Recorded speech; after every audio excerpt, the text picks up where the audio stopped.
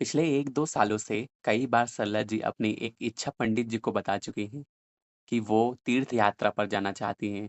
वैसे तो पंडित जी मन चंगा तो कटौती में गंगा वाली बात पर यकीन रखते हैं, लेकिन सरला जी की इच्छा की रिस्पेक्ट भी करना चाहते हैं। लेकिन जब भी वो तीर्थ यात्रा का प्लान बनाने की सोचते हैं, तब कुछ ना कुछ ऐसा हो ही जाता है कि बात नहीं बन पाती।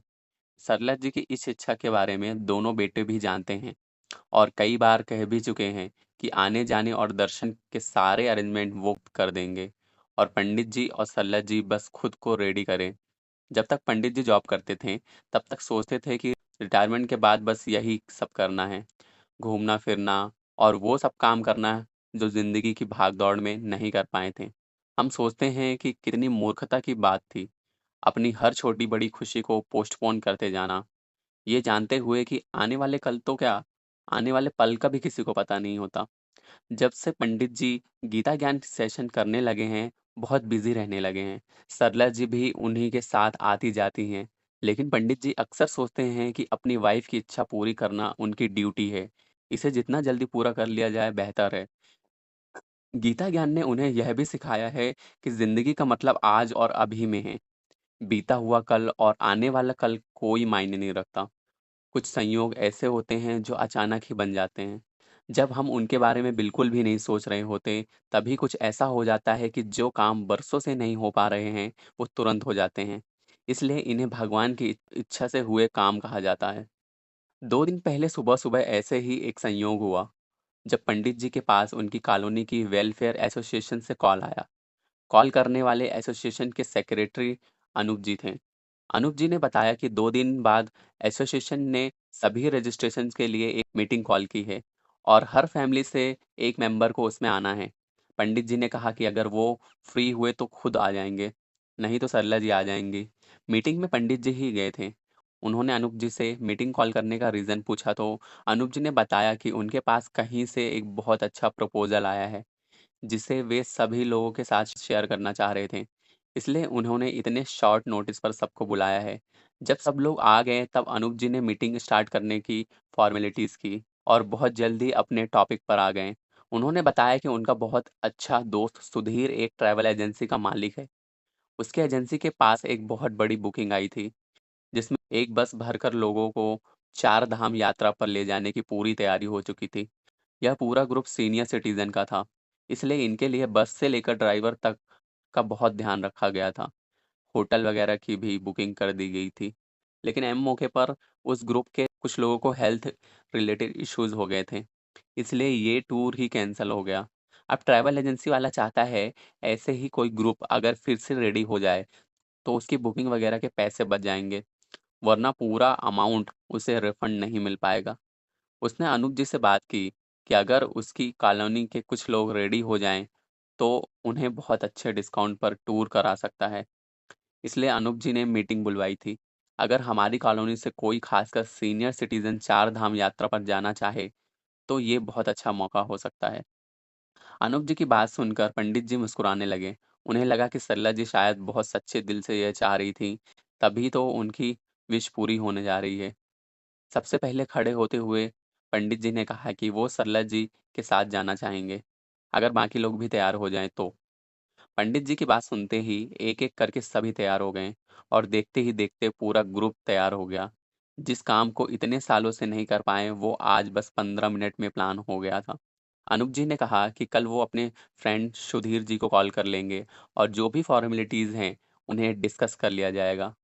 यात्रा नेक्स्ट वीक शुरू होगी। इसलिए सबके पास 1 हफ्ते का समय है, अपनी सारी तैयारियाँ करने के लिए। इसके बाद अनूप जी ने सबसे कहा कि जो भी जाना चाहते हैं, अपने नाम नोट करवा लें। इस तरह कुल 35 लोग थे, जो इस टूर के लिए रेडी हो गए थे। ज़्यादातर सीनियर सिटीज़न्स के ही थे। मीटिंग के आखिरी में अनूप जी ने अगले दिन फिर इसी टाइम पर सबको बुलाया, ताकि सुधीर सबको ज़रूरी डिटेल्स बता सकें। इस तरह यह मीटिंग खत्म हुई। पंडित जी घर जाते हुए बहुत एक्साइटेड थे। वो जानते थे कि सरलत जी इस खबर से बहुत खुश होंगी। आखिर उनकी इतनी सालों की ख्वाहिश पूरी जो होने जा रही थी। घर पहुंचकर जब उन्होंने सरलत जी को आज की मीटिंग की सारी बात बताई, तो सरलत जी के चेहरे की खुशी देखते ही बनती थी। ऐसा लग रहा था जैसे कोई छोटा बच्चा अपना मनपसंद खिलौना पाकर खुश हो गया हो। अगले दिन फिर उसी टाइम पर मीटिंग रखी गई थी। इस बार मीटिंग में वही लोग थे जिन्हें यात्रा में जाना था।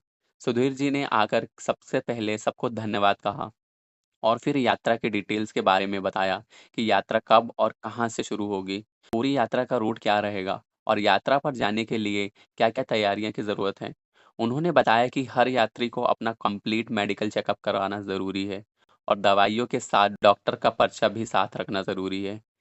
इस तरह हर बात को बहुत अच्छे से समझाकर सुधीर जी चले गए और यात्रा पर जाने वाले सभी लोग खुशी-खुशी यात्रा की तैयारी करने लगे। सल्ला जी भी बहुत खुश थीं। उनकी खुशी देखकर पंडित जी को श्रीमद् भगवद गीता में भगवान श्री कृष्ण की कही ये बात याद आ गई।